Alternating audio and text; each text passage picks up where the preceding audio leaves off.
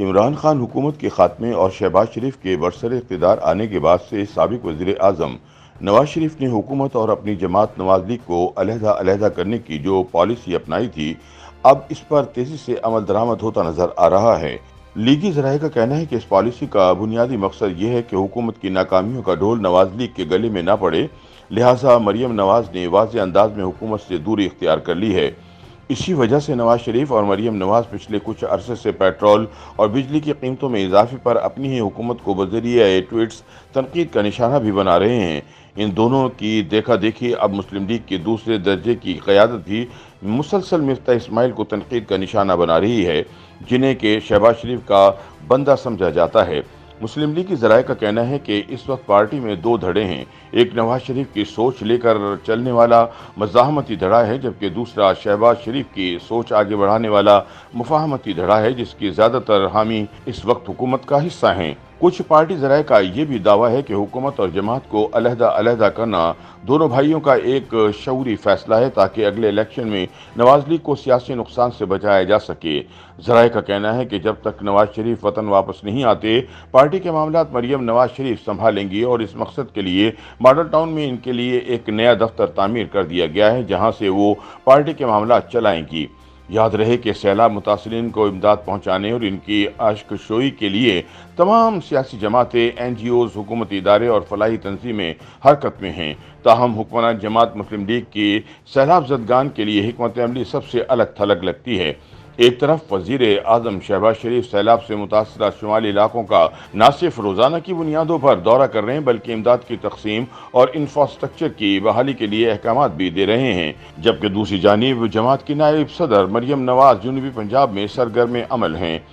مریم نواز کے جنوبی پنجاب کے 5 روزہ دورے کا شیڈول بھی جاری کیا جا چکا ہے، جس کے مطابق مریم نواز 1 درجن سے زائد مقامات پر جا کر نہ صرف سیلاب سے متاثرہ بے گھر افراد سے ملاقاتیں کر رہی ہیں، بلکہ ان میں امداد بھی تقسیم کر رہی ہیں۔ ایسے میں کئی سوالات سامنے آئے ہیں کہ مریم نواز اور شہباز شریف الگ الگ سیلاب زدہ علاقوں میں کیوں جا رہے ہیں، اور باقی سینئر قیادت خاص طور پر حمزہ شہباز اس ساری مہم میں کہاں غائب ہے۔ ان سوالوں کا جواب پارٹی قائد نواز شریف کے حالیہ ویڈیوز سے بھی ملتا ہے، جس میں انہوں نے لیگی کارکنوں کو امدادی کاموں میں بڑھ چڑھ کر حصہ لینے کی ہدایت کی، تو ساتھ ہی مریم نواز کا نام لے کر کہا کہ وہ خود سیلاب زدہ علاقوں کا دورہ کریں۔ انہوں نے نام لے کر یہ ہدایت سوائے مریم نواز کے کسی اور کو نہیں دی۔ اس کے فوری بعد ہی مریم نواز نے اپنے دورے کو ترتیب دیا اور لاہور سے ملتان روانہ ہو گئیں۔ سینئر تجزیہ کار زاہد حسین سمجھتے ہیں کہ جس طریقے سے نون لیگ امدادی مہم کو چلا رہی ہے، اس سے اس جماعت کے اگلے سیاسی لائحہ عمل کا تعین کرنا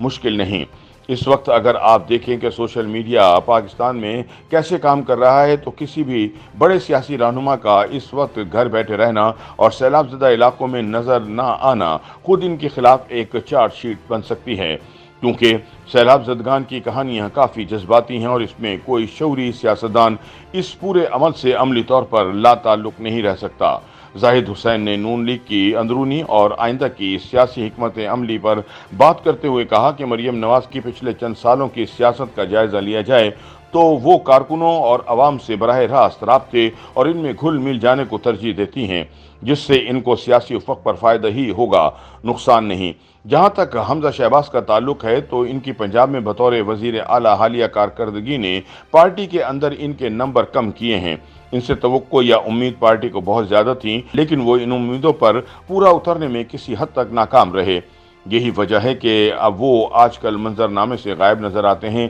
اور لندن میں اپنے خاندان کے ساتھ وقت گزار رہے ہیں۔